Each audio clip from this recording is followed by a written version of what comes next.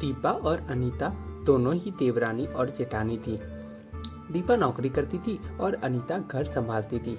उनका परिवार बहुत बड़ा था। सास ससुर और उन दोनों के बच्चे कुल मिलाकर घर में 10 लोग थे। और आज कई सालों बाद उनकी बुआ सास अपने भाई के पास रहने आई थी। सुबह उठते ही बुआ जी ने देखा दीपा जल्दी जल्दी अपने काम निपटा रही थी। अनीता ने सबका नाश्ता बना दिया, जिस नाश्ते को दीपा ने सबको परोस दिया। इसके बाद दीपा ने खुद अपना टिफिन पैक किया और जॉब पर चली गई। अनीता ने फिर दोपहर का खाना बनाया और थोड़ी देर बैठ गई अपनी सास और बुआ के पास। बुआ सास से रहा नहीं गया और अनीता से बोली कि छोटी बहू, तेरी जिठानी दीपा तुझ पर बड़ा हुक्म चलाती है। सुबह से देख रही हूँ रसोई घर में तो तू ही लगी हुई है और वो महारानी दिखावा करने के लिए सबको नाश्ता परोस रही थी, जैसे उसी ने बनाया हो। ये सुनते ही अनीता ने अपनी बुआ सास की तरफ देखा और बड़ी प्यार से कहा, नहीं, ऐसा कोई बात नहीं है बुआ जी, दीपा बहुत ही अच्छी है। बुआ बोली, तू बहुत बोली है अनीता, पर मैं सब समझती हूँ। इतनी बूढ़ी मैं ऐसे ही नहीं हुई हूँ। अनीता से अब रहा नहीं गया और वो बोली कि बुआ जी, आपको दीपा दीदी का बाकी सबको नाश्ता परोसना दिखा, मगर आपको ये नहीं पता कि उन्होंने मुझे डांट कर सबसे पहले नाश्ता करवाया, फिर चाय पिलाई और वो रोज ही मुझे सबसे पहले ही नाश्ता करवा देती हैं। वरना सबका नाश्ता बनाते तो मैं नाश्ता ही नहीं कर पाऊँ। वो मेरा कितना ख्याल रखती हैं। दीदी सुबह जल्दी उठकर मंदिर की सफाई करके फूल सजा कर रखती हैं और वो मुझे खुद से 1 घंटा लेट उठने को कहती हैं, क्योंकि मुझे उठते ही नहाकर सीधा रसोई में ही जाना हो पड़ता है।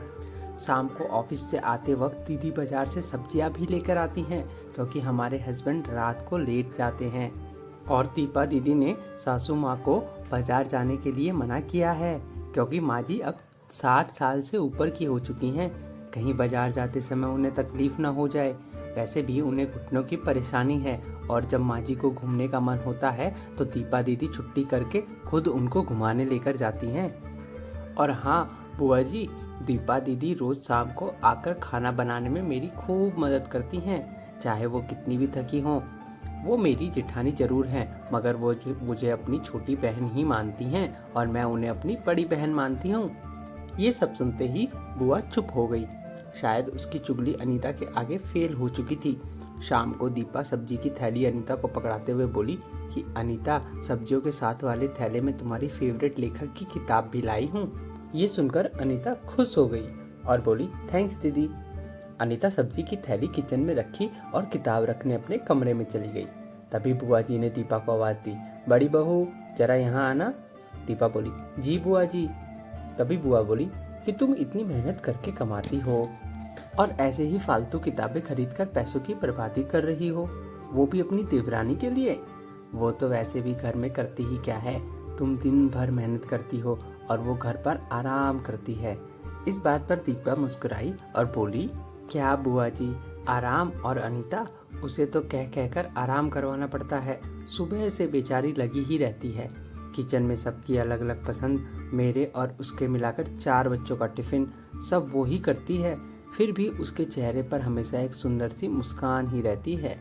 सुबह की चाय पीने का भी समय नहीं रहता उसे, और जब दोपहर बच्चे आते हैं फिर उनका खाना, उनकी पढ़ाई सब वही देखती है। वो है, इसलिए मुझे बच्चों की चिंता भी नहीं रहती और मैं अपना पूरा ध्यान ऑफिस में लगा पाती हूँ। कुछ दिनों पहले ही प्रमोशन मिला है। मम्मी पापा की दवाई कब खत्म हुई और कब खाना लाना है, ये सब वही ध्यान रखती है। घर पर भी कभी कौन सा रिश्तेदार आता है, उनकी सेवा भी वही करती है। और बुआ जी, घर पर रहकर घर और बच्चे संभालना कोई छोटी बात नहीं। मेहमानों की भी अवभगत अनीता बिना किसी शिकायत के करती है।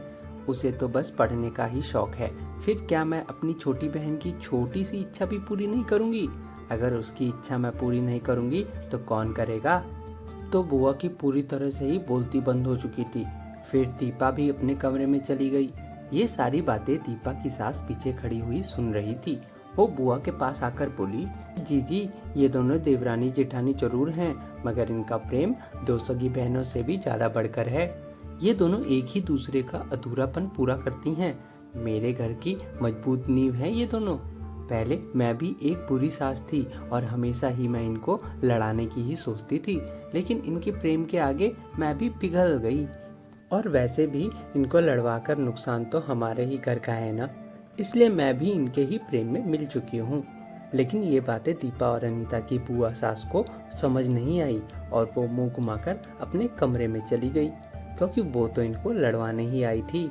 लेकिन दीपा और अनीता जैसी बहुओं के बीच दरार पैदा करना बिल्कुल नामुमकिन था। और दोस्तों, अगर दीपा अनीता जैसी बहू बेटी हर घर में हो तो उनके प्यारे घर को बड़ी से बड़ी ताकत भी नर्क नहीं बना सकती। वाकई में ऐसी बहुएं हर घर में हो तो हर एक घर स्वर्ग बन सकता है। आप इस कहानी के बारे में क्या कहेंगे दोस्तों? आपको ये कहानी कैसी लगी नीचे कमेंट करके हमें ज़रूर बताइएगा। अगर आपको ये कहानी पसंद आई हो तो अपने दोस्तों के साथ ज़रूर शेयर करें और ऐसी ही प्यारी कहानियाँ सुनने के लिए हमारे YouTube चैनल को सब्सक्राइब करें।